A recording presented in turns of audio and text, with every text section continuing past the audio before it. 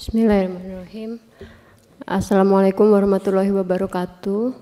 Ya, terima kasih Bapak dan Ibu sekalian yang terhormat, anggota Dewan dan pimpinan tentunya. Seperti yang tadi disampaikan sama Pak Ijul, saya sangat berterima kasih sekali. Saya mewakili keluarga, ini ada adik-adik, jadi maaf, sangat berterima kasih karena memang kami rasa ini sangat senang sekali kalau kami bisa menyuarakan ini gitu ya kepada wakil rakyat. Tadi secara kronologis mungkin Pak Ijul sudah sangat jelas sekali seperti apa. Jadi saya mungkin hanya menambahkan sedikit aja dari keluarga. Jadi saya mendampingi Bapak puluhan tahun gitu ya Pak ya. Seperti yang tadi disampaikan Pak Ijul, dalam beraktivitas sehari-hari tidak pernah memang ada surat-surat yang kaitannya sama kasus itu gitu Pak. Jadi kalau misalnya kita baca di pemberitaan, ya itu disebutkan mangkir 3 kali. Kita nggak pernah Pak terima, saya nggak pernah terima. Saya di rumah, ada di rumah. Lalu Bapak dibilang 11 tahun buron, mungkin Bapak-bapak juga mungkin ada yang pernah, mungkin hanya mendengar beliau atau mungkin ada yang kenal.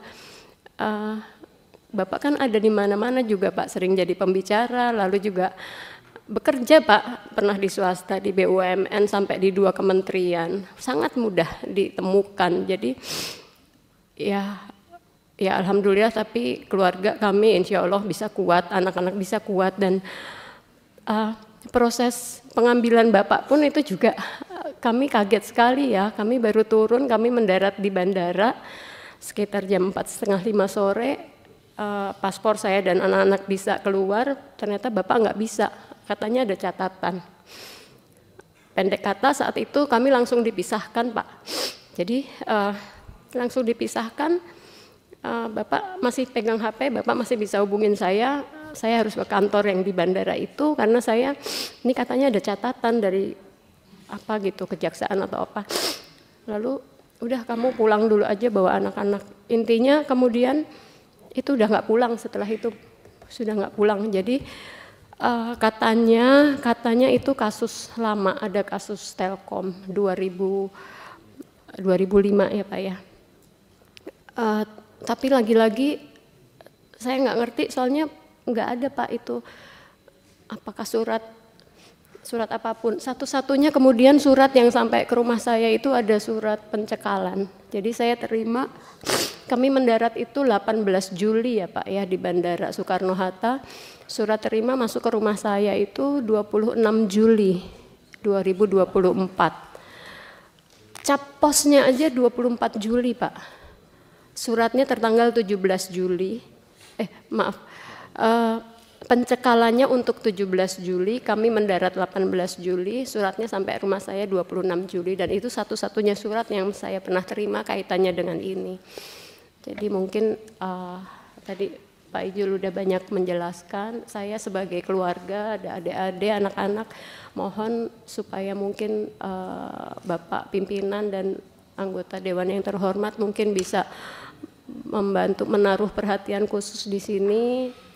Mudah-mudahan sebaik-baiknya bisa membantu untuk keadilan dari Pak Alex. Begitu mungkin harapan dari keluarga itu saja. Mohon maaf kalau penyampaian kami ada yang kurang atau apa. Sekali lagi terima kasih banyak, itu saja. Wassalamualaikum warahmatullahi wabarakatuh. Waalaikumsalam warahmatullahi wabarakatuh. Ya cukup Pak Ijul? Ya cukup Kanda, saya kembalikan kepada Anda, terima kasih. Teman-teman, memang kalau soal transparansi itu nggak ada yang ngalahin DPR Pak. Di DPR ini jangankan hasil rapat, kita lagi rapat bisa disaksikan secara online oleh seluruh masyarakat Indonesia. Kasih tepuk tangan dulu untuk institusi kita. Institusi lain katanya sudah bikin keputusan, nggak tahu kapan menyerap aspirasi masyarakatnya gitu kan. Termasuk MK juga tuh, nggak tahu tuh kapan. Ya teman-teman ya, kalau sedikit catatan dari saya, yang pertama ada dugaan pemalsuan putusan. Karena ada orang meninggal bisa tanda tangan, itu kan nggak mungkin kalau nggak palsu. Yang kedua tentang prinsip business judgment rule di Undang-Undang BUMN yang sudah sah sekarang, sudah berlaku saat ini, seharusnya juga sudah diterapkan oleh Majelis PK. Nanti Pak Ijul mungkin kan ada yang namanya azas terdakwa, tersangka, terpidana itu harus mendapatkan kalau ada undang-undang baru yang lebih menguntungkan, itulah yang digunakan. Kurang lebih itu. Nanti bisa dimasukkan ke situ dan kami pun nanti dalam rekomendasinya juga akan menyampaikan hal tersebut. Ya, jadi nanti dicari prinsipnya tenaga ahli ya. Prinsip undang-undang baru yang lebih menguntungkan itulah yang diterapkan pada tersangka terpidana. Kalau ini juga menarik, pasal 55 ya, dader, medadader, widlocker, orang yang melakukan, membantu melakukan, kemudian membujuk untuk melakukan. Nah, yang melakukan saja nggak dihukum, bagaimana mungkin ada orang yang dihukum karena membujuk untuk melakukan atau membantu untuk melakukan? Ini agak-agak ajaib tuh. Itu diferensiasi putusan. Ya silakan, ini ada banyak pakar-pakar hukum, sudah lengkap dan sudah hampir full fraksi nih yang hadir saat ini. Di belakang itu ada pakar hukum, anak muda paling keren itu. Silakan anak muda. Pak Sudeson Tandra dari fraksi Partai Golkar. Ya, terima kasih pimpinan, anggota Komisi 3 yang saya hormati, keluarga istri dari Pak Denny ya, dan Pak Yulis Ibran ini sering saya lihat di TV, keren juga ternyata. Ya. Saya yang belajar banyak dari Bang Sudeson ini, pengacara senior ini. Enggak juga. Terima kasih. Memang ini salah satu akibat dari penerapan sistem kamar yang setengah-setengah di Mahkamah Agung. Tadi apa yang dikatakan oleh pimpinan itu udah benar sekali. Bahwa penegakan hukum yang bersih, adil, itu bisa terlaksana kalau ada unsur transparansi.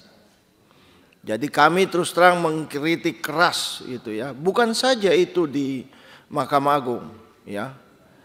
Tapi juga di KPK, di kepolisian, kejaksaan, semuanya kalau kita mau tertib dan bersih harus transparan.